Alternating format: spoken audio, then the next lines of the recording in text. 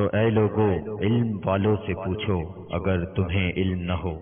الحمدللہ رب العالمین والصلاة والسلام علی سید الانبیاء والمرسلین، اما بعد فاعوذ باللہ من الشیطان الرجیم، بسم اللہ الرحمن الرحیم۔ الصلاة والسلام علیک یا رسول اللہ وعلی آلک واصحابک یا حبیب اللہ۔ الصلاة والسلام علیک یا نبی اللہ وعلی آلک واصحابک یا نور اللہ۔ سرکار مدینہ صلی اللہ تعالی علیہ وسلم کے فرمان عظمت نشان کا مفہوم ہے کہ جو ایک بار درود پڑھتا ہے اللہ تبارک و تعالی اس پر 10 بار رحمتیں نازل فرماتا ہے۔ صلو علی الحبیب صلی اللہ تعالی علی محمد صلی اللہ تعالی علیہ وآلہ وسلم۔ سلسلہ دارالفتاء اہل سنت ہے، انشاءاللہ عزوجل آج بھی آپ کی کالز کو ہم شامل سلسلہ کریں گے۔ الحمدللہ مفتی صاحب کرم فرمائے ہیں، ان سے ہم آپ کے سوالات کے جوابات ضرور حاصل کریں گے۔ اچھی نیتیں بھی کرتے چلے جائیے کہ نیک عمل کے اندر جتنی زیادہ اچھی نیتیں ہوں گی انشاءاللہ اتنا ہی زیادہ ثواب ملے گا۔ علم دین حاصل کرنے کی نیت رکھیے، اول تا آخر شرکت کروں گا یہ نیت کر لیجئے، درود پاک پڑھوں گا آقا صلی اللہ تعالی علیہ وسلم کے تذکرے پر، اللہ تبارک و تعالیٰ کا نام ذکر کیا تو ساتھ تعالی عز وجل جل جلالہ وغیرہ کے الفاظ ادا کروں گا۔ اسی طرح جو کچھ میں سنوں گا انشاءاللہ اس پر عمل بھی کروں گا، اچھی طرح سے سمجھنے کے بعد یاد رکھنے کے بعد دوسروں تک پہنچاؤں گا، نیکی کی دعوت کو عام کروں گا، کوئی نیکی کی دعوت پیش کی گئی تو اسے قبول کرتے ہوئے اس کے مطابق عمل کرنے کی بھی کوشش کروں گا۔ اللہ تعالیٰ آپ کو ہم سب کو ان نیتوں پر عمل کرنے کی بھی توفیق عطا فرمائے۔ بڑھتے ہیں آج کے موضوع سے متعلق، بہت ہی اہم موضوع ہے اور اسلام کے اندر اس کا بہت بڑا حصہ ہے، اور تقریباً لوگ آج کے موضوع کے نام سے تو واقف ہی ہیں، لیکن ہر شخص اس کی حقیقت اور اس سے متعلق جو بنیادی معلومات ہیں اس سے درست طور پر آگاہ ہو یہ ضروری نہیں۔ آج کا ہمارا موضوع ہے تصوف۔ لفظ تصوف تقریباً ہر ایک نے سنا ہے، جو بھی ہمارے معاشرے کا حصہ ہے وہ جانتا ہے کہ تصوف ایک راہ ہے، ایک فیلڈ ہے، ایک بہت بڑا اس کا علم ہے، لیکن یہ کیا ہے، اسلام کے اندر اس کی کیا اہمیت ہے، شرعی قوانین کے مطابق اس پر کیا کیا ہمیں احتیاطیں برتنی چاہیے، صوفی کسے کہتے ہیں، صوفیاء کرام کا ہم تذکرہ سنتے ہیں، وہ کون لوگ ہوتے ہیں، ان کی کیا کچھ خصوصیات بھی ہوتی ہیں وغیرہ وغیرہ۔ تو اس موضوع سے متعلق بھی آپ اپنے کالز شامل کر سکتے ہیں۔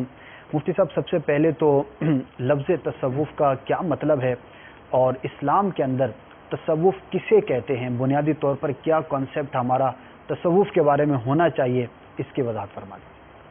الحمدللہ رب العالمین والصلاة والسلام علی سید المرسلین، اما بعد فاعوذ باللہ من الشیطان الرجیم، بسم اللہ الرحمن الرحیم۔ تصوف اسلامی شریعت کی ایک کامل ترین صورت کا نام ہے۔ شریعت اسلامیہ پر عمل کرنا جو ہے یہ جتنا زیادہ عمدہ اور جتنے اچھے انداز میں ہوتا جائے گا تو اس کے لیے تصوف کا لفظ استعمال ہوتا جائے گا۔ بیسیکلی تصوف جو ہے یہ شریعت سے کچھ جدا گانا چیز نہیں ہے۔ اصل میں دین اسلام کے اندر، قرآن میں، احادیث کے اندر جو ظاہر و باطن کی ایک اعلیٰ سے اعلیٰ کیفیت بیان کی گئی ہے، صحیح، اس پر عمل درآمد کرنے کا نام اور اس کیفیت کے حصول کا نام تصوف ہے۔ صحیح، جس کو جتنی وہ کیفیت حاصل ہے وہ اتنا بڑا صوفی ہے۔ صحیح، تو اب پہلا کانسیپٹ تو اس میں یہ ذہن میں رکھنے کا ہے کہ تصوف جو ہے یہ شریعت سے کچھ جدا چیز نہیں، بلکہ شریعت کی باتوں پر زیادہ سے زیادہ عمل کرنے کا نام ہے۔ صحیح، اور خود جو لفظ تصوف ہے تو شریعت کا جو مدار ہوتا ہے وہ بیسیکلی الفاظ کے اوپر نہیں ہوتا، اس طرح کی چیزوں کے اندر الفاظ پر نہیں ہوتا۔ جیسے مثال کے طور پہ اب ہم علم التفسیر ہمارے جو ہے وہ پڑھا جاتا ہے، پڑھایا جاتا ہے، ہم پڑھتے ہیں۔ علم الحدیث، علم اسماء الرجال۔ ٹھیک ہے، اب علم اسماء الرجال کیا ہے کہ حدیثوں کو جو روایت کرنے والے اصحاب ہیں، افراد ہیں، ان کے حالات زندگی، اس نام کا نام رکھ دیا علم اسماء الرجال۔ تو اب اس پر یہ کلام نہیں ہم کریں گے کہ بھئی یہ علم اسماء الرجال کا لفظ جو ہے یہ تو نہ قرآن میں آیا نہ حدیث کے اندر آیا، اس لیے کہ اس نام پر مدار نہیں ہے، سہولت کے لیے ایک نام رکھ لیا گیا، آئیڈینٹیفیکیشن ہے صرف۔ ہاں، ایک بس اس کو کسی چیز کا یعنی کوئی انٹروڈکشن کرانے کے لیے ایک ایسا لفظ بنا دیا کہ جس سے آدمی کو آسانی سے سمجھ آ جائے۔ اب اسی کے اوپر جو ہے تصوف کو جو ہے ایک دوسری اصطلاح اس کے لیے مرتبہ احسان کا لفظ بھی استعمال ہوتا ہے. یہ حدیث مبارک سے ماخوذ لفظ ہے. مشکات شریف کی پہلی حدیث ہے اور بخاری شریف کے اندر یہ حدیث ہے کہ اس میں جبرائیل امین علیہ الصلوۃ والسلام حاضر ہوئے, پوچھا مل ایمان مل اسلام مل احسان, ایمان کیا ہے, اسلام کیا ہے, احسان کیا ہے. تو سرکار صلی اللہ علیہ وسلم نے سب کے جواب دیے, ایمان یہ ہے, اسلام یہ ہے, اور احسان کے بارے میں فرمایا کہ ان تعبد اللہ کأنک تراہ فإن لم تکن تراہ فإنہ یراک, کہ مرتبہ احسان یہ ہے کہ تو اللہ تعالیٰ کی عبادت اس طرح کر کے گویا تو خدا کو دیکھ رہا ہے. صحیح. اور اگر تم سے یہ نہ ہو سکے تو پھر یہ یقین کر کہ خدا تجھے دیکھ رہا ہے. تو اب یہ عبادت کی بڑی اعلیٰ صورت ہوگی نا. صحیح. کہ آدمی عبادت کرے اور اس میں اس کا یہ تصور ہو کہ وہ خدا کو دیکھ رہا ہے, یہ بہت اعلیٰ مرتبہ ہو گیا. صحیح. اور اگر یہ مرتبہ حاصل نہ ہو تو اس سے نیچے پھر یہ تصور اور یہ مراقبہ کہ اللہ تعالیٰ مجھے دیکھ رہا ہے. اب جب اس تصور سے کوئی آدمی عمل کرتا ہے, نماز پڑھتا ہے کہ اللہ تعالیٰ مجھے دیکھ رہا ہے, تو اس کی نماز کے اندر خشوع پیدا ہو جائے گا, توجہ بڑھ جائے گی, اور مزید اس کے اندر اخلاص پیدا ہو جائے گا. تو اب اس کو حدیث کے اندر کیا فرمایا گیا کہ احسان. تو اب اس کو احسان کہہ لیں یا اس کو تصوف کہہ لیں, دونوں نام جو ہے یہ بالکل برابر ہیں, دونوں میں کوئی فرق نہیں ہے. لفظی اعتبار سے, لغوی معنی کے اعتبار سے فرق ہے, اور وہ فرق یوں ہے کہ تصوف کا لفظ جو ہے یہ بنا ہے لفظ صوف سے. صوف کا مطلب ہوتا ہے اون. صحیح. پرانے زمانے میں یعنی پہلی صدی دوسری صدی ہجری کے اندر جو اولیاء کرام اور جو حضرات جنہوں نے بہت زیادہ باطنی اعمال کی طرف توجہ دی, جنہوں نے بہت زیادہ اخلاص, تقوی, پرہیزگاری, ان چیزوں کی طرف توجہ دی, تو وہ عام طور پہ بڑا سادہ لباس پہنتے تھے. صحیح. اس زمانے میں جو بہت سادہ لباس ہوتا تھا وہ لباس ہوتا تھا اون کا. اون کا لباس. اون کو عربی زبان میں صوف کہتے ہیں.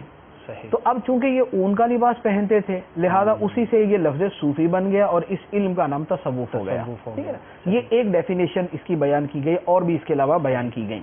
تو چونکہ وہ اولیاء کرام اس طرز عمل پر چلتے تھے, لہذا اس علم کا نام تصوف رکھ دیا گیا.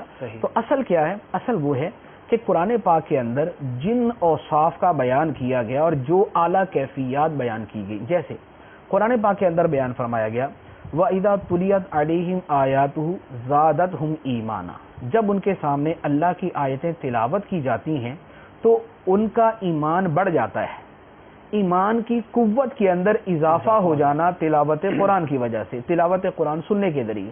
یا فرمایا گیا کہ کچھ لوگ وہ ہیں کہ جو قرآن پاک کی آیتوں کی جب تلاوت کرتے ہیں یا ان کے سامنے تلاوت کی جاتی ہے تو ان کے دل نرم پڑ جاتے ہیں, ان کی کھالیں نرم پڑ جاتی ہیں, ان کے دل کے اندر رقت طاری ہو جاتی ہے.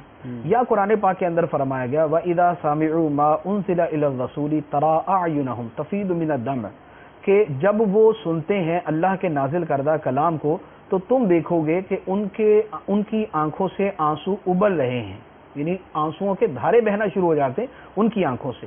یا قرآن پاک کے اندر فرمایا گیا قد افلح المؤمنون الذین هم فی صلاتهم خاشعون, فلاح پا گئے وہ ایمان والے جو اپنی نمازوں میں خشوع و خضوع اختیار کرتے ہیں. یا فرمایا گیا وبالاسحار هم یستغفرون, وہ صبح کے وقت اٹھ کے اللہ سے مغفرت کا سوال کرتے ہیں. ٹھیک ہے.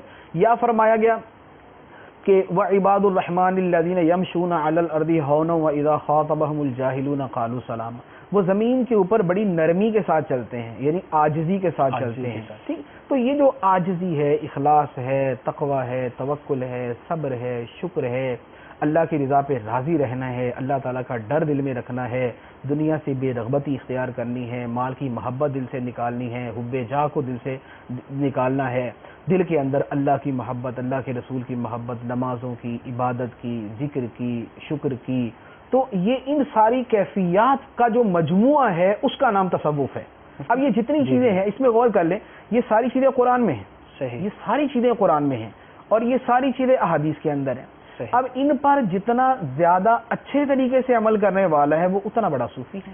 مفتی صاحب, کیا صوفی عام انسانوں کے اندر بھی پایا جا سکتا ہے؟ کیونکہ لفظ تصوف جیسے ذہن میں آتا ہے نا تو عمومی طور پر ایک کانسیپٹ کہہ لیں, ایک کیٹیگری بن جاتی ہے ذہن کے اندر کہ صوفی یا تو غار میں ہوگا, ایک بکری ہوگی, چشمے کے کنارے ہوگا. کیا عام زندگی کے اندر بھی صوفیہ اور عام انسانوں کے اندر اس طرح سے ممکن ہے ان کا پایا جانا؟ دیکھیں, عام انسان کہنا تو ایک اور بات ہے, لیکن عمومی زندگی گزارتے ہوئے کسی کا معاشرے کے اندر رہتے ہوئے، معاشرے میں رہتے ہوئے۔ امام اعظم رضی اللہ تعالیٰ عنہ صوفیوں کے سردار ہیں، امام الصوفیہ۔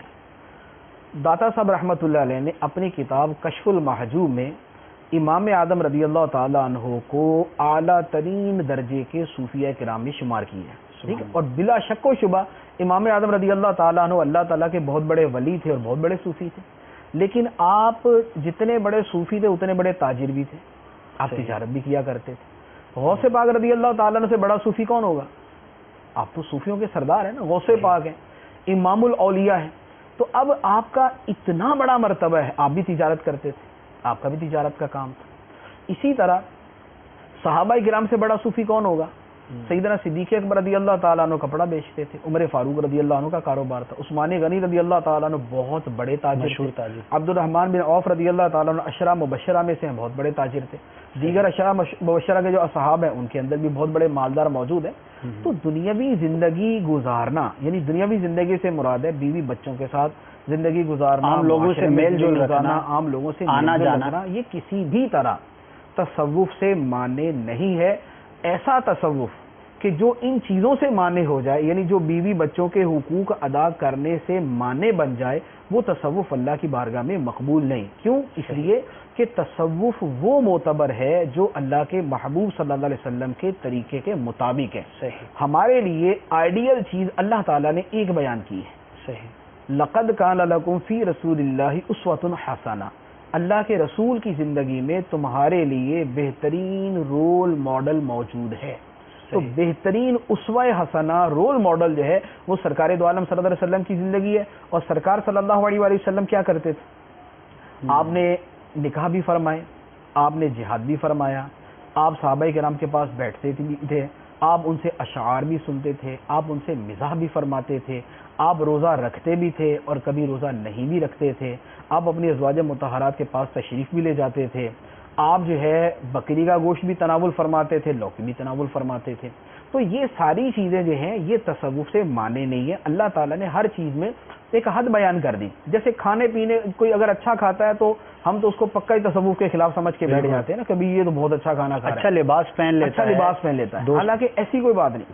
سرکار دو عالم صلی اللہ تعالیٰ علیہ وآلہ وسلم کا ایک لباس مبارک تھا جس کی قیمت 1000 دینار کے برابر قرار دی گئی۔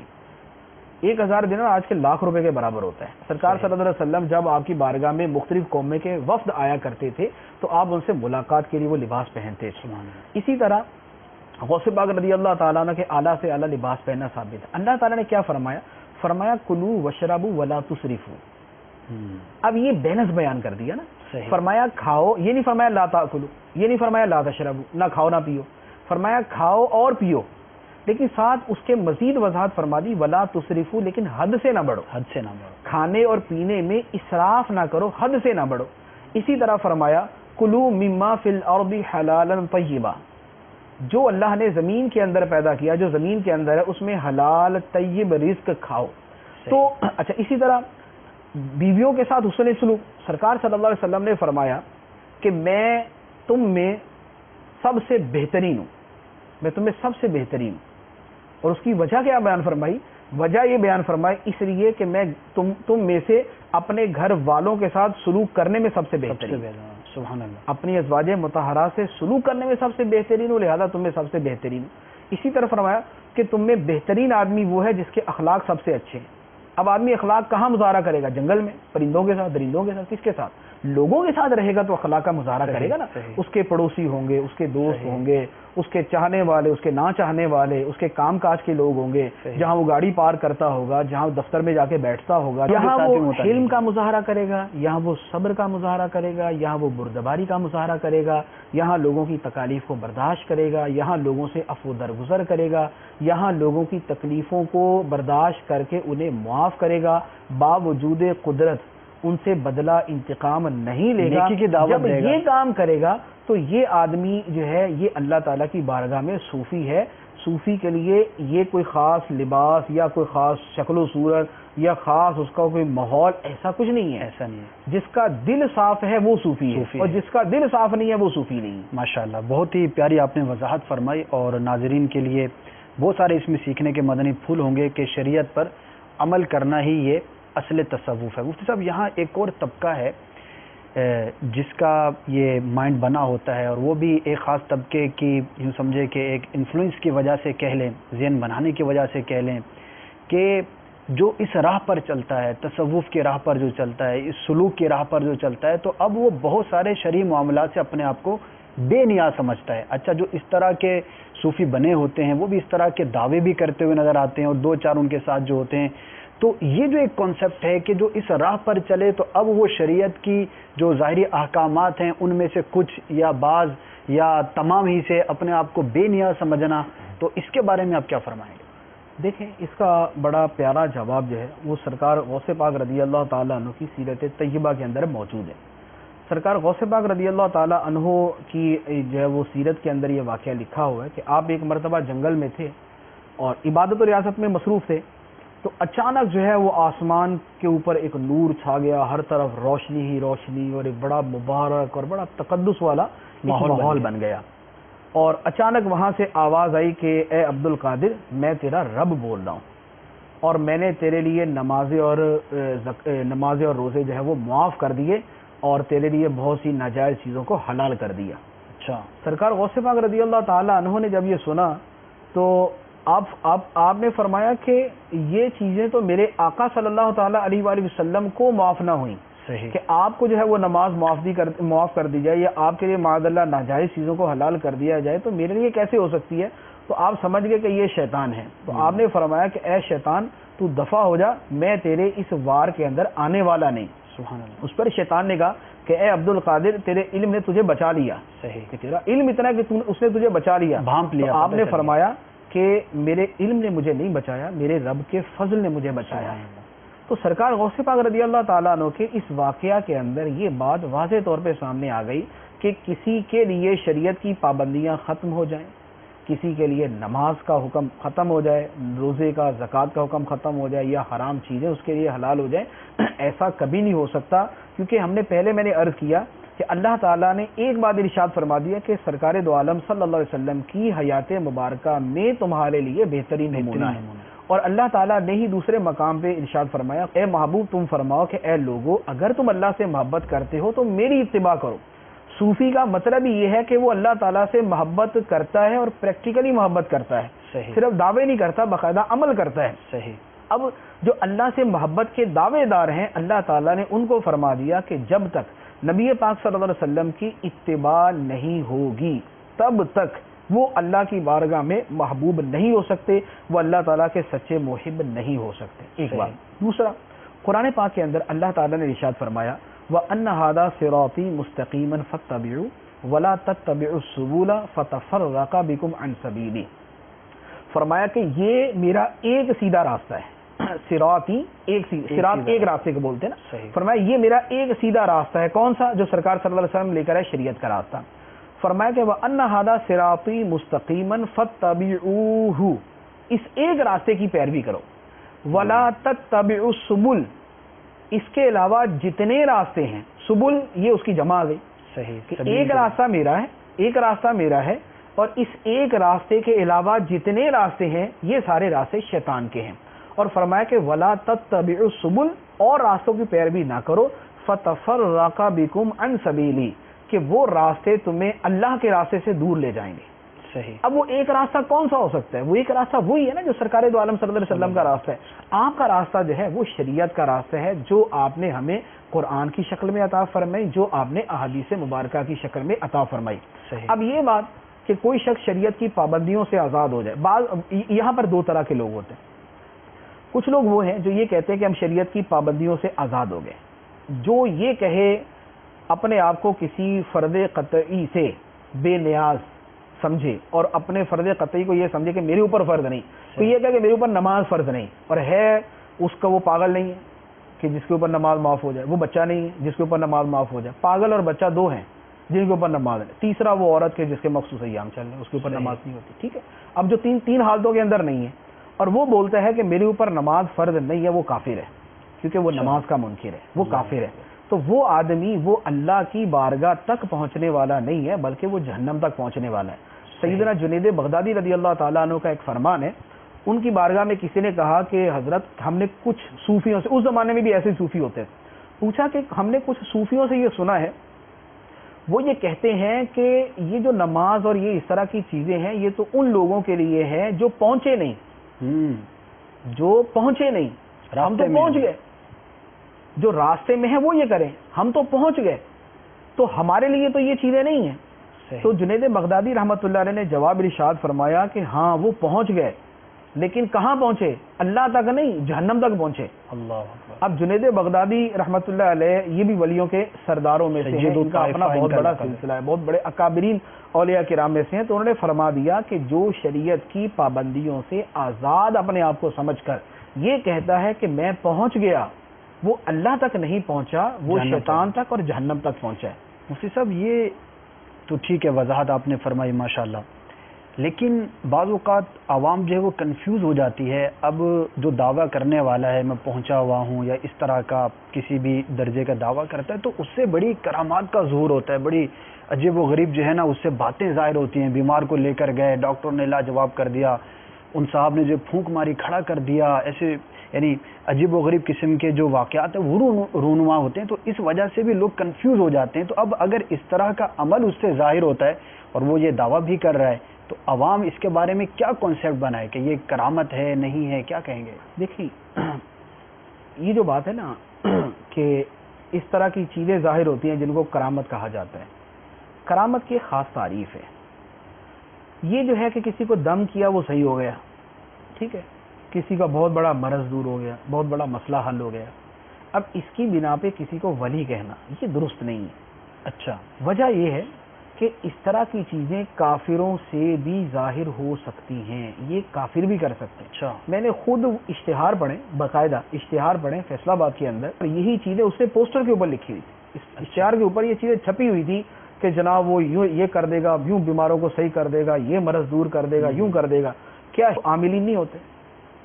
کیا نان مسلم جو ہے اس طرح کے عملیات کرنے والے نہیں ہوتے؟ ان سے بھی صحیح ہو جاتے ہیں۔ تو دار و مدار اس پر نہیں ہے، یہ مدار ہی نہیں ہے کہ کوئی آدمی خلاف عادت یعنی جو ظاہراً ہماری عقل میں نہیں آتی اسے ہٹ کر کوئی کام کر دے تو اس کا وہ کام کرنا کرامت بن جائے گا۔ اور علماء کرام نے باقاعدہ اقسام بیان کی، معجزہ وہ جو نبی سے ظاہر ہو، صحیح، کرامت وہ جو ولی سے ظاہر ہو، اور اس کے بعد ہے استدراج۔ استدراج کا مطلب یہ ہوتا ہے کہ کسی فاسق و فاجر یا کسی کافر سے ایسی بات ظاہر ہو جو ظاہری طور پہ ہو نہیں سکتی۔ صحیح، جیسے یہ کوئی کافر ہے یا کوئی فاسق و فاجر ہے، اب وہ کوئی آدمی بالکل تڑپ رہا ہے، پھڑک رہا ہے، اور اس کے سب عاجز آگے اس کے علاج سے، اور اس نے یوں کر کے ہاتھ پھیرا اور وہ صحیح ہو گیا، تو یہ استدراج ہے۔ یہ علماء کرام نے باقاعدہ قسمیں بیان کی، اور یہ قرآن پاک کے ایک لفظ سے اس کو لیا گیا، سَنَسْتَدْرِجُهُم مِّنْ حَيْثُ لَا يَعْلَمُونَ، کہ ہم ان کا استدراج کریں گے وہاں سے جہاں سے ان کو پتہ بھی نہیں چلے گا۔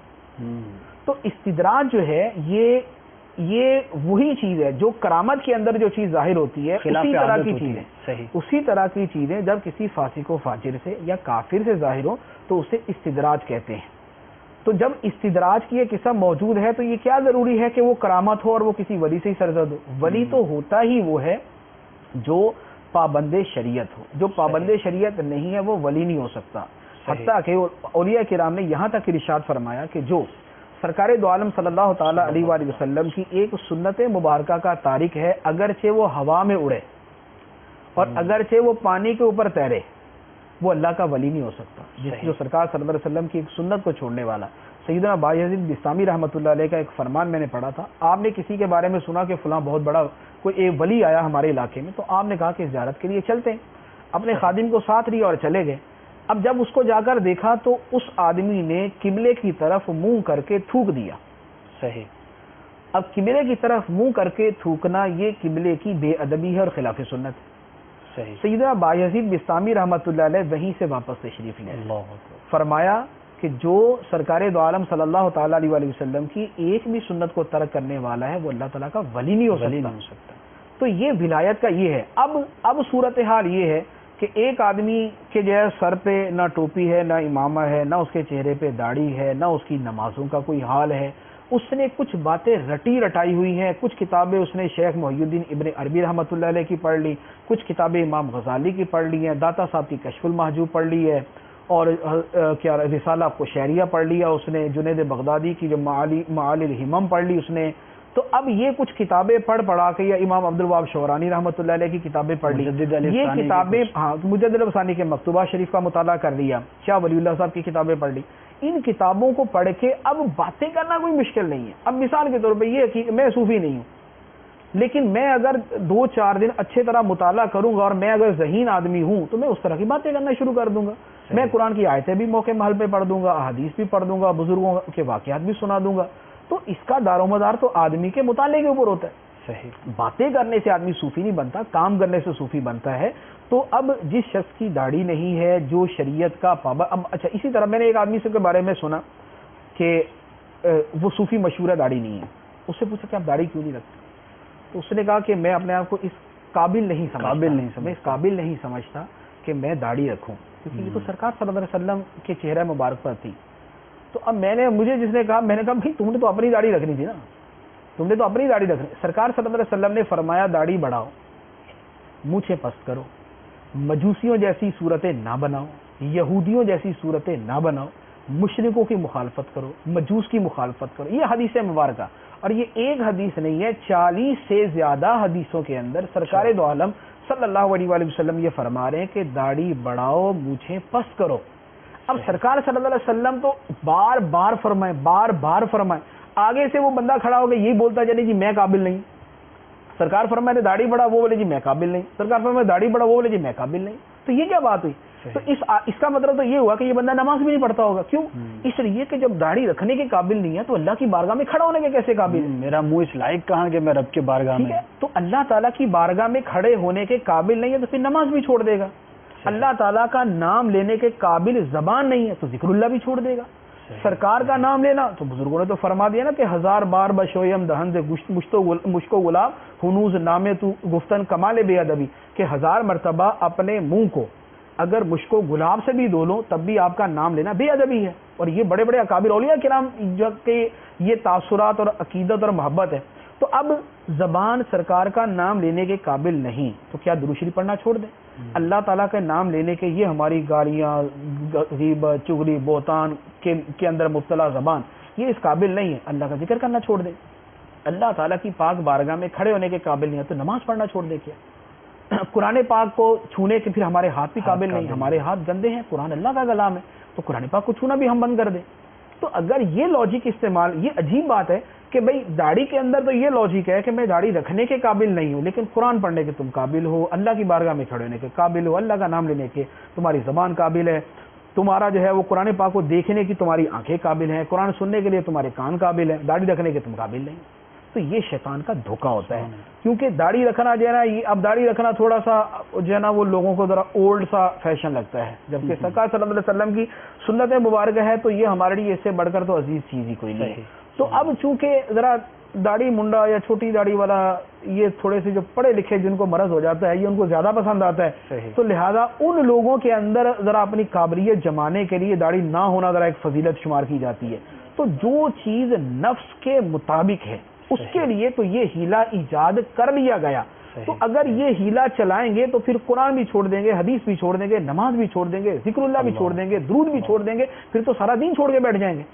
تو لہٰذا ایسا تصوف کوئی تصوف نہیں ہے جس تصوف کے اندر اللہ تعالیٰ کے محبوب صلی اللہ علیہ وسلم کی اتباع نہیں ہے، اطاعت نہیں ہے، پیروی نہیں ہے، آپ کی سنتوں سے دوری ہے، یا نماز سے دوری ہے، یا حقیقی اسلامی تعلیمات سے دوری ہے. ایسا تصوف کوئی تصوف نہیں ہے. جملہ حقوق اللہ بھی ادا ہو، حقوق العباد بھی ادا ہو. یہ ایک ہمارے ہاں دوسرا مرض ہے کہ حقوق العباد کے نام پہ حقوق اللہ کا مرتبہ اتنا گھٹانے کی اور کم کرنے کی کوشش کی جاتی ہے کہ کسی آدمی نے نماز پڑھی ہے نا تو اس کا نماز پڑھنا کوئی حیثیت نہیں رکھتا. اس کو حقوق العباد کا لیکچر، حقوق العباد کا لیکچر، حقوق العباد کا لیکچر. اللہ تعالیٰ نے دونوں کے بارے میں فرمایا قرآن پاک کے اندر. آپ دیکھیں قد افلح المؤمنون الذين هم في صلاتهم خاشعون والذين هم عن اللغو معرضون والذين هم للزكاة فاعلون والذين هم لفروجهم حافظون. آگے چند آیتوں کے بعد والذين هم لأماناتهم وعهدهم راعون. دونوں چیزیں بیان کی نا نماز پڑھتے ہیں تو خشوع کرتے ہیں، اپنی زبان کو بیہودہ باتوں سے بچاتے ہیں، زکوٰۃ ادا کرتے ہیں، اپنی پارسائی کی حفاظت کرتے ہیں، بدکاری کے اندر نہیں پڑتے، اس کے ساتھ ہی فرمایا کہ وعدوں کی پابندی کرتے ہیں، امانتوں کی پابندی کرتے ہیں، دونوں چیزیں حقوق اللہ شروع ہوئے اور حقوق العباد پہ جا کے اس کو، اور حقوق العباد بھی ایک اصل میں تو حکم الہی ہی ہے جی، حقوق العباد ان اللہ یأمرکم ان تؤدوا الامانات الی اہلہا، یہ کیا ہے؟ بے شک اللہ تمہیں حکم دیتا ہے، بے شک اللہ تمہیں حکم دیتا ہے کہ لوگوں کو ان کی امانتیں واپس لوٹا دو. صحیح، ٹھیک ہے نا، یہ اللہ تعالیٰ نے حکم کے ساتھ بیان فرمایا.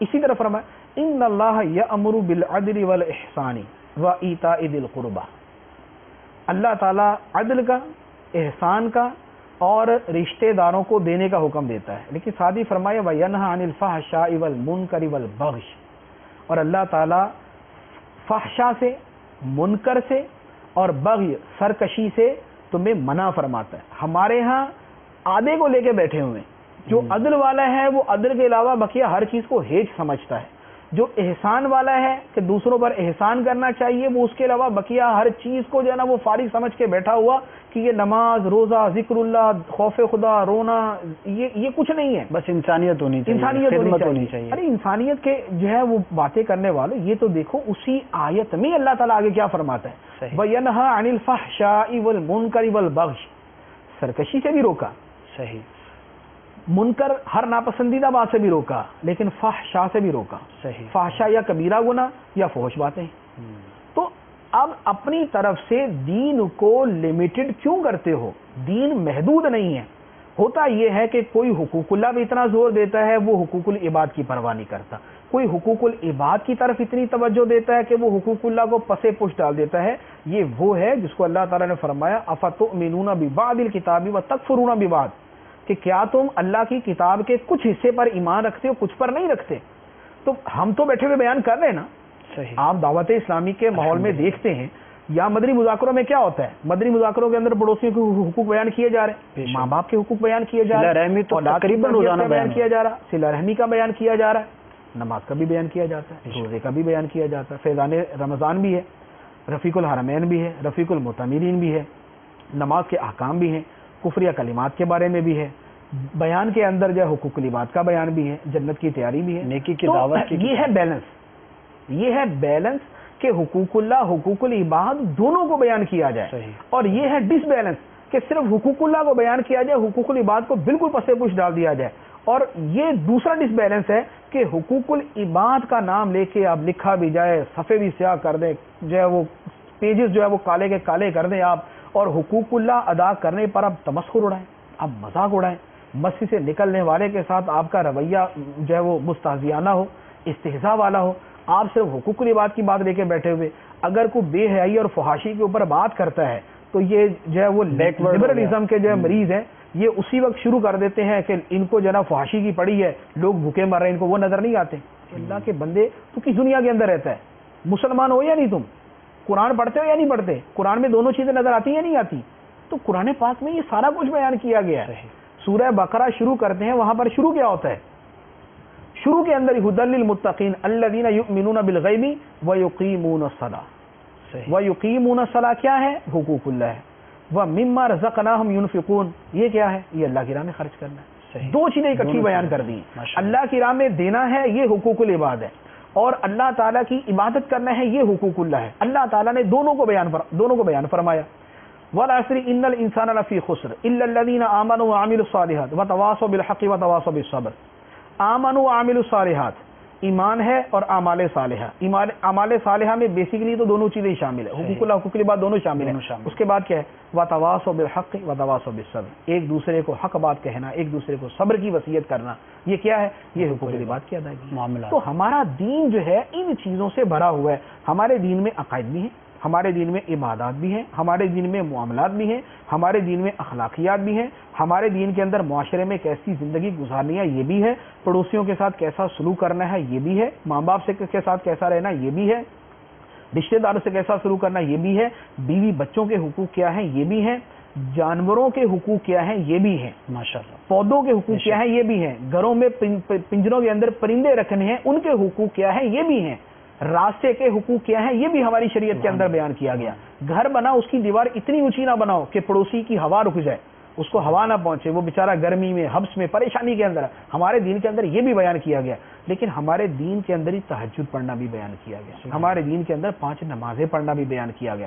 اللہ تبارک و تعالیٰ نے ارشاد فرمایا, حدیث قدسی ہے, فرمایا بندہ فرائض کے ذریعے جتنا میرا قرب حاصل کرتا ہے کسی دوسرے کام کے ذریعے اتنا قرب حاصل نہیں کرتا, اور نوافل کے ذریعے بندہ میرا قرب حاصل کرتا رہتا ہے یہاں تک کہ میں اس کو اپنا محبوب بنا لیتا ہوں. سبحان اللہ. یہ فرائض کے ساتھ نوافل بیان کیے نا. تو یہ کیا طریقہ ہوا کہ آپ حقوق العباد کے اوپر جو ہے وہ حقوق اللہ کا مذاق اڑائیں, آپ روزہ رکھنے کا جو ہے نا وہ مذاق اڑائیں, اور جو دوسرے کی جو ہے وہ کیا نام ہے فدیہ دے, آپ اس کے اوپر بڑے خوش بیٹھے ہو. تو یہ جو عدم اعتدال ہے, یہ جو افراط و تفریط, یہ جو عدم اعتدال ہے, اصل میں دین کا حلیہ بگاڑنے کے اندر یا اسلام کی شکل کو مسخ کر کے پیش کرنے کے اندر جو ہے ان لوگوں کا عمل دخل ہے. اور یہی قیامت کے دن جواب دہ ہوں گے جو یا تو حقوق اللہ میں افراط کر کے حقوق العباد کو چھوڑ دیں, یا حقوق العباد کے اندر افراط کر کے حقوق اللہ کو چھوڑ دیں. صحیح, جزاک اللہ خیرہ. بڑی تفصیل کے ساتھ. سے آخر میں چاہوں گا کہ کوئی اس موضوع پر کتاب بھی ہے اگر سجیسٹ کر دیں کہ شریعت و طریقت کے حوالے سے ناظرین کوئی پڑھنا چاہیں, کوئی لٹریچر دیکھنا چاہیں. ویسے تو بہت ہوگا لیکن تو اس موضوع پر بہت ساری ہیں, آسان ہو جو ہر شخص سمجھ بھی سکے. مجموعی طور پہ یہ ہے کہ عام طور پر کتابوں کا انداز کافی علمی ہوتا ہے. صحیح, کافی علمی انداز ہوتا ہے, جس کی وجہ سے جب بالکل عام پڑھا لکھا آدمی ہے اس کے لیے سمجھنا مشکل ہوتا ہے. تو اب اس کے لیے جو کتابیں الحمدللہ دعوت اسلامی کے مکتبۃ المدینہ کی طرف سے چھپی ہوئی کتابیں, بلکہ شریعت و طریقت کے نام سے ہے. شریعت و طریقت ایک خاص موضوع کے اوپر ہے, وہ ایک خاص موضوع کے اوپر ہے. اب جیسے شریعت و طریقت کو سمجھنا ہی ہے نا, حقوق اللہ حقوق العباد دونوں کو پڑھنا ہے, جنت میں لے جانے والے اعمال. صحیح, وہ یہ سمجھ رہے ہیں کہ اس کا آدھا حصہ حقوق اللہ پر ہے, آدھا حصہ حقوق العباد پر ہے, جنت میں لے جانے والے اعمال. ساری روایتیں. اور اسی طرح دوسری کتاب جہنم میں لے جانے والے اعمال, 2 جلدوں میں کتاب ہے. اس میں وہ گناہ بھی ہیں جن کا تعلق حقوق اللہ کے ساتھ ہے, حقوق اللہ کو ترک کرنے پر جو وعیدیں ہیں وہ بھی ہیں, اور دوسری طرف حقوق العباد کو ترک کرنے پر جو وعیدیں ہیں وہ بھی اس کے اندر بیان ہیں. یہ 2 بڑی جامع کتابیں مکتبۃ المدینہ کی چھپی ہوئی موجود ہیں. اسی طرح فیضان سنت, امیر اہل سنت کی کتاب. اب فیضان رمضان کا مطالعہ کر لیں. فیضان رمضان صرف روزوں کے بارے میں نہیں ہے, فیضان رمضان میں صرف رمضان اور روزے کا بیان نہیں ہے, آپ کو اس کے اندر حقوق اللہ کی باتیں بھی ملیں گی, حقوق العباد کی باتیں بھی ملیں گی, گناہوں کے بارے میں آپ کو معلومات ملیں گی, نیکیوں کے بارے میں ملیں گی. اسی طرح جو ہے پڑوسیوں کے بارے میں, رشتہ داروں کے بارے میں, بیٹیوں کے حقوق, جیسے آپ دیکھیں بیٹیوں کے فضائل جو ہے یہ فیضان رمضان کے اندر لکھے ہوئے ہیں. بظاہر کوئی تعلق. اب یہ بیٹیوں کے فضائل جو ہیں یہ جس مقام پر لکھے ہوئے ہیں, اب یہ اس کا تعلق کیا ہے, اس کا تعلق اچھی تربیت کے ساتھ ہے, بیٹیوں کے ساتھ محبت کے ساتھ ہے, ایک معاشرتی معاملے کے ساتھ ہے. یعنی ہمارا وہ معاشرہ ہے جس میں عورت کے منہ پہ تیزاب پھینکا جا رہا ہے. صحیح, ہمارا وہ معاشرہ ہے جس کے اندر عورت کو قتل کیا جا رہا ہے. ہمارا وہ معاشرہ ہے جس میں عورت تنگ آ کے خودکشی کر رہی ہے, زہر کھا رہی ہے, پھانسی کا پھندا گلے میں ڈال رہی ہے, نہر کے اندر چھلانگ مار رہی ہے, ٹرین کے نیچے آ رہی ہے, گاڑی کے نیچے آ رہی ہے, پہاڑ سے چھلانگ مار رہی ہے, چھت سے چھلانگ مار رہی ہے. اس معاشرے کے اندر اسی عورت کے فضائل جو ہے یہ ہماری کتابوں میں لکھے ہوئے ہیں. تو اگر کسی نے شریعت و طریقت کو, حقوق اللہ حقوق العباد کو پڑھنا ہے تو الحمدللہ ہمارے مکتبۃ المدینہ کی کتابیں, بہار شریعت کا 16واں حصہ ہے, بہت پیاری باتیں اس کے اندر موجود ہے. فیضان سنت ہے, امیر اہل سنت کی کتابیں, المدینہ العلمیہ کی جو کتابیں ہیں, المدینہ العلمیہ کی جو کتابیں ہیں اس کے اندر بہت ساری کتابیں حقوق اللہ کے بارے میں بھی ہے, حقوق العباد کے بارے میں بھی ہے. تو اگر یہ پورے کا پورا سیٹ اگر گھر کے اندر رکھ لیا جائے تو میں سمجھتا ہوں کہ اس کا خود پڑھتے رہیں گے, گھر میں آنے جانے والا پڑھے گا, گھر کے افراد پڑھیں گے, تو انشاءاللہ یہ اویئرنیس اس حوالے سے مل جائے گی.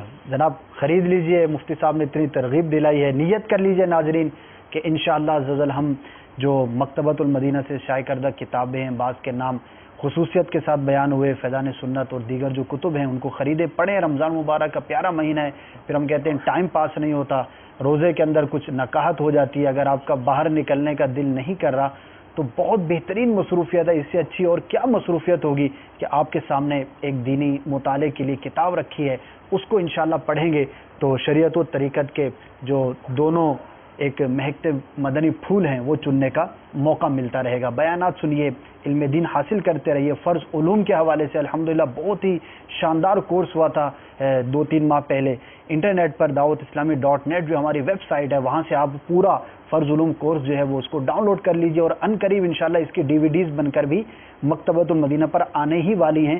تقریباً آلموسٹ کام اس کا کمپلیٹ ہو چکا ہے, تو وہ جب پوری ایک DVDs کا سیٹ آ جائے گا, نیت کر لیجئے کہ ایک بنیادی جو علوم ہیں وہ ہمیں حاصل ہوں گے. اور بیسک یہ ہے کہ جب علم دین ہمارے سینے کے اندر ہوگا تو پھر غلط قسم کے صوفیوں سے, ولایت کا جو ہے وہ غلط تعارف بیان کرنے والے, اور جو شریعت و طریقت میں ایک فرق بیان کرتے ہیں اور لوگوں کو گمراہ کرنے کی کوشش کرتے ہیں, ایسے لوگوں کی پہچان بھی ہمیں ہو جائے گی, اور پھر انشاءاللہ عز و جل ہم کسی غلط ہاتھوں میں جانے سے بھی محفوظ رہ سکیں گے. ایک بہت پیارا میرے ذہن میں وہ چیز آئی, جی ضرور, اگر ہو سکے نا تو وہ بڑی بہترین چیز ہے. اس حوالے سے مدنی چینل کے اوپر ایک سلسلہ تھا نگران شورا کا, آپ کو یاد ہوگا.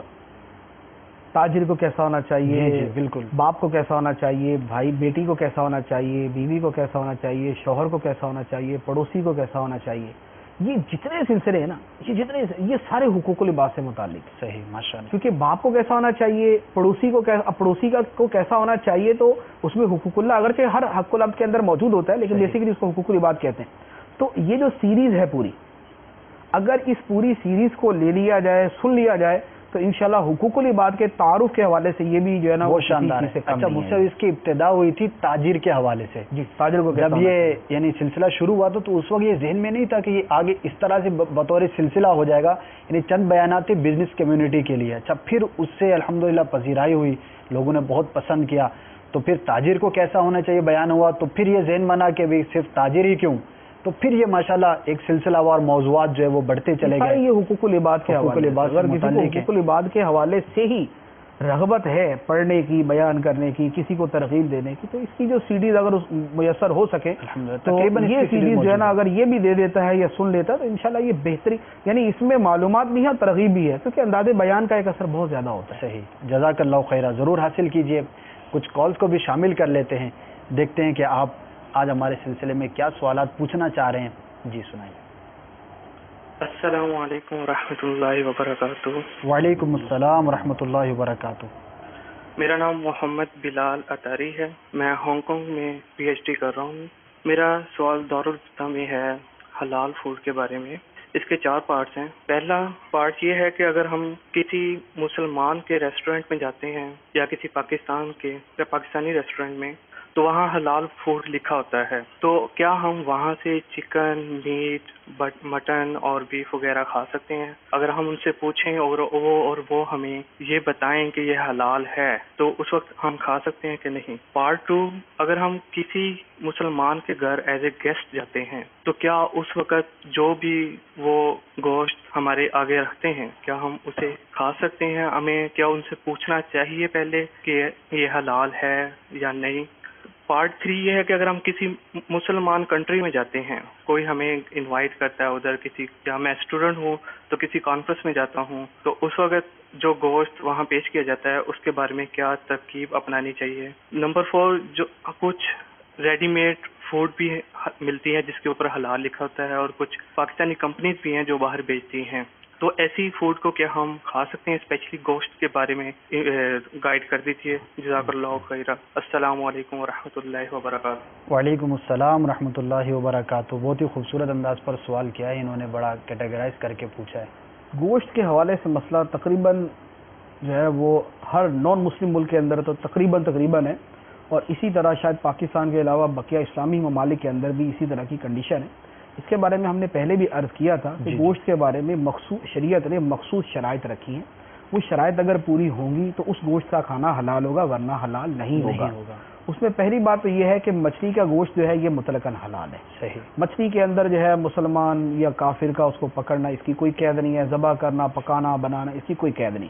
لہذا فش فوڈ جو ہے یہ ایک بالکل محفوظ صورت ہے کہ جس کو بلا دغدغہ, بلا جھجک کے جو ہے کھایا جا سکتا ہے. صحیح. باقی جو مٹن ہے, چکن ہے, بیف ہے, جو حلال جانور ہیں, ان کے بارے میں حکم شرعی وہی ہے کہ ذبح کرنے والا مسلمان ہو یا واقعی جو عیسائی یا یہودی ہے, دہریہ نہ ہو, واقعی عیسائی یا یہودی جو اہل کتاب جن کو کہا جاتا ہے یہ ہو. تو ذبح کرنے والے جو ہے وہ مسلمان ہو یا اہل کتاب ہو، نمبر 1۔ نمبر 2، انہوں نے اللہ کے نام پر ذبح کیا ہو، جان بوجھ کے اللہ تعالیٰ کا نام لینا ترک نہ کیا ہو، صحیح۔ اور انہوں نے ذبح کیا ہو، انہوں نے مشین سے ذبح نہ کیا ہو، ہاتھ سے ذبح کیا ہو، 2۔ صحیح۔ نمبر 3، ذبح ہونے سے لے کر مسلمان کے سامنے آنے تک درمیان میں مسلمان کے قبضے سے، مسلمان کی نگاہ سے اوجھل ہو کر کسی جو ہے وہ کسی مشرک وغیرہ کے قبضے کے اندر یہ نہ چلا گیا ہو۔ اگر یہ درمیان میں صورت پائے گی کہ مسلمان نہیں دیکھ رہا اور وہ گوشت جو ہے وہ نہ کسی مسلمان کی نگاہ میں ہے، نہ کسی کتابی کی نگاہ میں ہے، اس کے علاوہ کسی نان مسلم کی نگاہ میں ہے، تو اس صورت کے اندر بھی اس گوشت کا کھانا حلال نہیں ہوگا۔ صحیح۔ یہ ساری شرائط ہے۔ اب انہوں نے جتنی صورتیں بیان کی ہیں وہ سب اسی کے اندر آ جاتی ہیں۔ اس میں مین چیز ہے کہ بہت سے مسلم ریسٹورینٹس ہیں، ایک۔ دوسرے نمبر پہ کچھ پیکنگ کے اندر گوشت ملتے ہیں جن کے اوپر حلال فوڈ لکھا ہوتا ہے۔ ان دونوں صورتوں کے اندر جواب یہ کہ دونوں صورتوں میں یہ جو صرف سٹیمپ لگا دینا یا مسلم ریسٹورینٹ ہونا یہ کافی نہیں، کیونکہ اکثر و بیشتر ان ملکوں کے اندر جو گوشت ملتا ہے وہ زیادہ تر جو ہے نا وہ ناجائز والی صورت کا ملتا ہے۔ لہذا جب ناجائز والی صورت کا ہے تو ہر جگہ تحقیق کرنا ضروری ہے۔ اب کسی کے ہاں مہمان کے طور پہ جائیں یا کسی ریسٹورینٹ کے اوپر جائیں یا کسی کانفرنس کے اندر شرکت کریں، بہر صورت اس کی تحقیق کرنا ضروری ہے، بغیر تحقیق کے وہ گوشت نہیں کھا سکتے۔ جزاک اللہ خیرہ۔ اور ہمارے سلسلے کا وقت جو ہے وہ اختتام کو پہنچا، دوبارہ انشاءاللہ آپ کی بارگاہ میں حاضر ہوں گے۔ صلو علی الحبیب صلی اللہ تعالی علی محمد صلی اللہ تعالی علیہ وسلم۔